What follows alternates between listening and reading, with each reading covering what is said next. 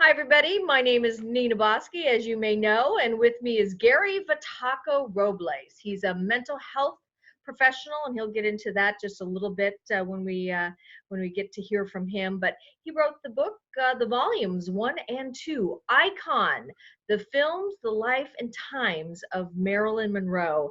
It's one of the most in-depth biographies that is out there, and he's a wealth of information. I think it was Leslie Kaspirowicz from Marilyn Remembered that said you are an encyclopedia when it comes to Marilyn, and he's certainly my go-to guy when I always say, hey Gary, did this really happen, right? And he'll give me the wealth of what happened to Marilyn. You're And very kind, Nina. well, and Gary, you know, just you're such a warm and kind human being that I can't think of anyone that Marilyn herself would be just in awe and honored to have you write about her and contribute to her life and her legacy as you do. So I just want to say thank you, and I'm sure all the Marilyn fans want to thank you as well.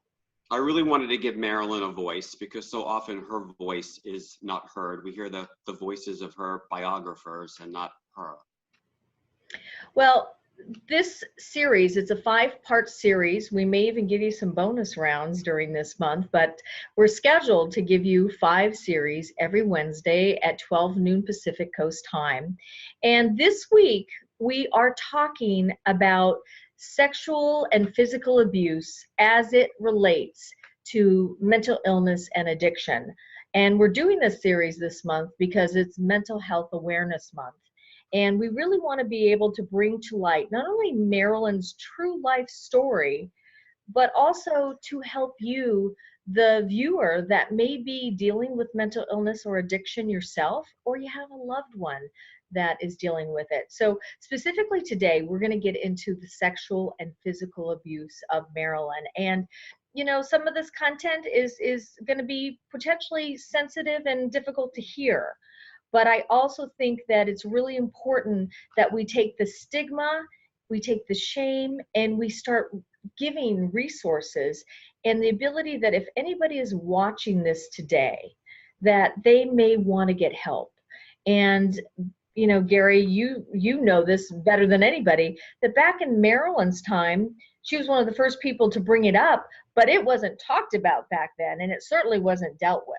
So let's get into what's going on in terms of physical and sexual abuse and trauma right now, and some of the statistics that we're looking at. Well, Marilyn Monroe was really the first public figure to publicly disclose that she had been sexually abused as a child. And this was, of course, during a time in our history in the 50s when these topics were taboo. We did not discuss it. We denied the existence of these things. But the staggering statistics are that 1 in 4 female children are sexually abused by the age of 16. So if you were to bring... Whoa. Did you say 1 in 4? 1 in 4. Wow. Yeah. So if you were to bring into a room 100 females, 25 of them will have experienced sexual abuse before the age of 16. Ooh, that's a huge proportion of women. And for men, it's 1 in 6 boys are sexually abused before the age of 16 as well. Wow, 1 in 6. So that's, yeah, that's significant, very significant. And you know, these are statistics that we have now, but when we do retrospective studies, we learn that the frequency and the prevalence of sexual abuse back in the days that Marilyn experienced it during the Depression in the 30s, it's no more prevalent then as it was now. So the same numbers of people experienced then as do now. So Gary, what in the world is going on? Because back in 1962, they weren't talking about it. But here in 2019, people are talking about it. There are resources. Absolutely. Why are we still at the same place? That's staggering to me that we have all these resources. We have the ability to get help. What's going on, do you think? Well, we're not adequately protecting our children, and a huge piece of this is the fact that sexual abuse is intergenerational. So if you have a child who's sexually abused, it increases that child's risk of then having children who are sexually abused. So it's a cycle that just perpetuates generation after generation, and it's a cycle that has to be ended. But it's very challenging for a parent who is triggered and coping with their own childhood abuse to be able to look for the signs and to prevent it from happening to their own children.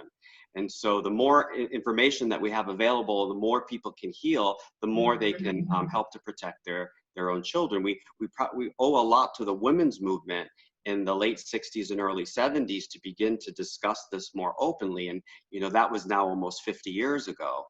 Now we have. I think you bring a good point up, though.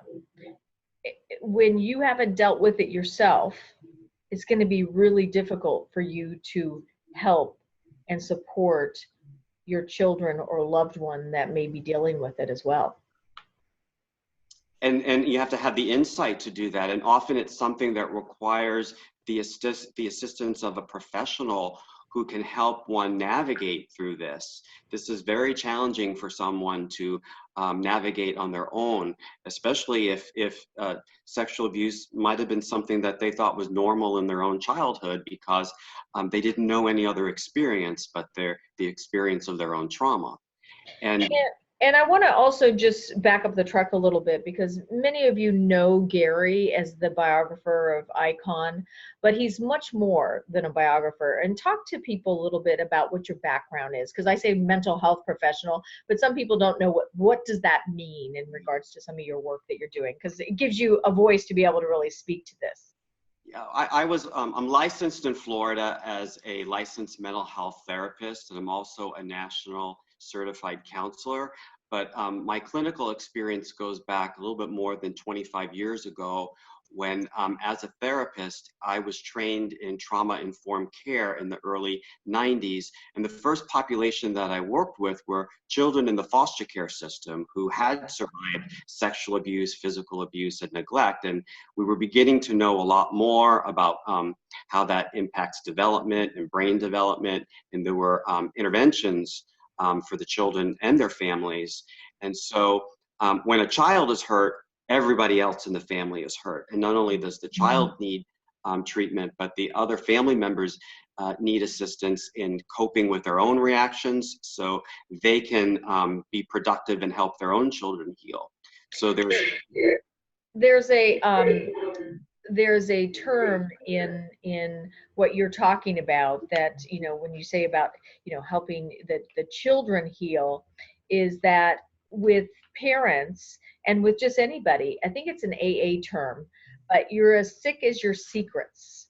And because there's so much shame, what do you think is happening to, you know, in terms of, you know, with your background and what you were dealing with, especially with the foster care? How do you protect people that are going through something like this when the system itself seems very broken, at least in my opinion?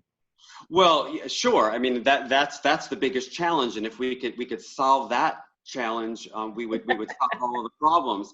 But I mean, children are often removed from abusive environments, and then they're placed in other environments where they're abused again, which was definitely Marilyn Monroe's experience. So we haven't figured out how to effectively keep children safe. There's another aspect of this, which is abuse reactivity. So children who have been sexualized as in their youth, they might go on to act out that abuse with other children. And, you know, there's a difference between what's natural sexual exploration in childhood, because that is something that indeed happens. But it happens when children are kind of engaging in this sexual exploration together as equals. It's playful. No one is being forced or hurt. And so, you know, adults still need to supervise their children and place boundaries on these behaviors. But it is normal and natural for children to explore. But for a child who has been sexually abused and sexualized, it's different. It's a sexual reactivity. So they might be, you know, recapitulating their abuse through acting out with other children who are then now exposed to this behavior. And it's not exploration anymore. So, you know, supervision of children is just so important. We live in a world that can be extremely dangerous. And unfortunately, the people who abuse our children are not really the strangers. In order to gain the trust of a child or gain the trust of their family, to get close enough to them, to groom them, which is the kind of the insidious process by which an offender will engage a child in sexual abuse, you have to be close enough to that child. And so it's often a very close friend or even a family member. And then when it's a family member, you're dealing with the topic of incest, which is a different dynamic because the relationship between family and child is supposed to be protector and safe person. And now when that person is the offender, that creates dynamics that are horribly damaging to children, especially when it's in the context of a relationship, a family relationship where there's positive and negative aspects. So the person who was abusive might have also shown love and cared for that child. Those situations are not necessarily mutually exclusive. So it becomes extremely confusing now to the child. Well, and we have a question from Diane. And Diane has said that she was, I'm just going to paraphrase it because she goes into quite detail, but she basically said that she was abused and she's still dealing with it today, and she hasn't been able to tell her mother.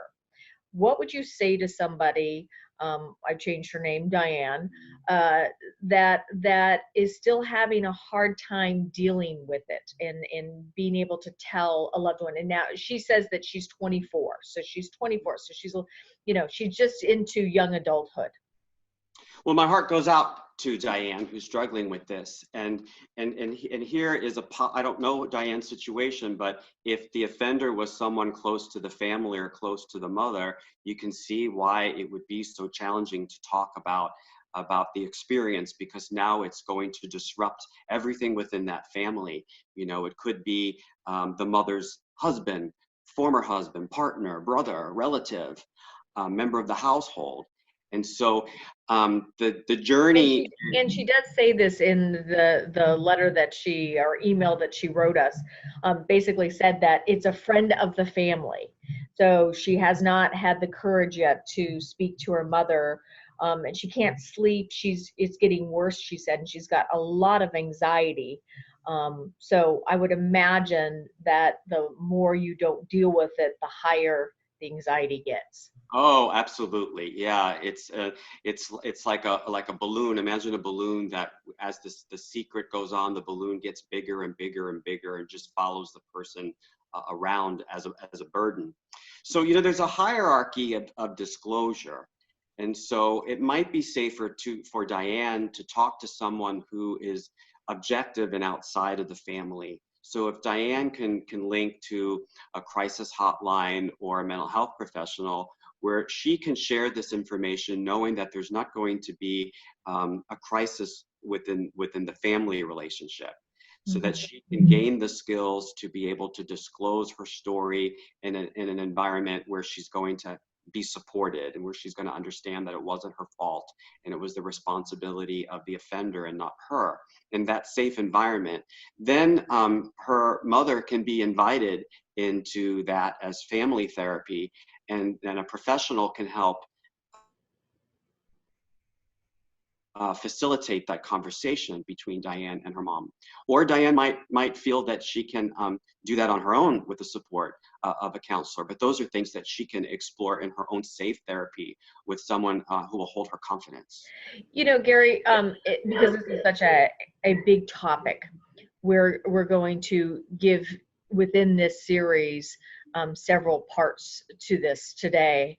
And there's one other question before we move to part 2 of this topic around sexual abuse and physical abuse, as it not only relates to Marilyn, but somebody else that may be dealing with it. I know somebody that actually has been sexually abused in her family from her grandfather, and her sibling completely denies it and says it did not happen. Do you find in your work that happens quite a bit? One of the family members comes forward and the rest of the family, or at least one family member, says absolutely not, and they're actually at odds? Unfortunately, yes, that's very common. You know, it can go many ways. You know, sometimes when one person speaks out, they might think that they were the only one that this happened to, and when they begin to talk about it, it kind of makes it safe and okay for other family members to begin to disclose that indeed it happened to them as well. And so in that type of a situation, there could be support of all of these victimized folks so that they can heal together and have validation with their similar experiences. But there might be others in the family who are not ready to face what happened to them, or if it didn't happen to them, there's just a lot of defenses around naming an offender. Yeah, These are especially families, with a loved one, like a and grandfather. sometimes these issues break families apart. And so many folks keep the secret because they don't want to alienate their family. They don't want to be an outcast of the family. So they hold on to this heavy secret at their own emotional, physical expense, just so that the family doesn't break apart. And so, you know, folks have to work toward their own truth. And sometimes their own truth invites the support of other people, and sometimes it alienates those folks. And those are heavy conversations, heavy consequences, and it puts a lot of responsibility on the survivor. And they're the resilient one who got through it, and they survived, and now they're dealing with all of the fallout. And so that's why professional help is so necessary sometimes to navigate through all of those challenges. And I can tell you, there's been, you know, many examples of how there's success for families in being able to speak to the truth and identify the offender. Offenders can get support. Offenders can break their own cycle, and families can heal. I did a lot of work with youth who had sexual behavior problems, who might have offended against siblings and other relatives. And those families, when everybody's getting the support and the treatment and making progress, you can bring people together, and offenders can take responsibility for what they did, their actions, and families could go on to heal. That isn't to say that some folks are going to escape legal consequences, or that they're going to have unsupervised contact with children in the family now that this is known, because then, you know, that increases the risk for other children to be hurt. So other boundaries and safety measures have to be put in place. But I can tell you from my own experiences that families can come together and heal from this. Life might be very different after this than before, but it can certainly be healthier. Well, and it's interesting you said heal from it, and this is this vodcast is being posted on American Icon, where healing meets life. And you know, this is a sensitive subject, and both you and I are taking this and hoping, our intention is that you can begin, if you are dealing with it yourself, or you know a loved one, or maybe you are the one that actually has been perpetuating this abuse because you've had it yourself, and now you're doing it to somebody else. I think this is a great awareness and wake up call for people to not look at it as so much shame, but there's a lot of resource and help and healing that can come, and a lot of support to help you do that, especially if you feel like you're alone. So what I'd like to do now is we are going to finish this part of the series. We're going to go to part 2, and we're breaking it up just so that you have some time to digest some of the stuff that's being said. In our next segment, part of this series, we're going to get specifically into Marilyn's life and specifically what happened to her. And part of the reason why we're bringing this forward is it gets glossed over in biographies. And the second reason why we're doing this is that if you can see that somebody that really did survive, even though her life ended in tragedy, she did survive and was able to bring forth her vision in such a huge way, that sexual and physical abuse that you may not even be aware of as a Marilyn fan. So we'll be back in just a moment if you want to go on to part 2 and really look into the life of Marilyn Monroe realistically and truthfully. We'll be back in just a moment.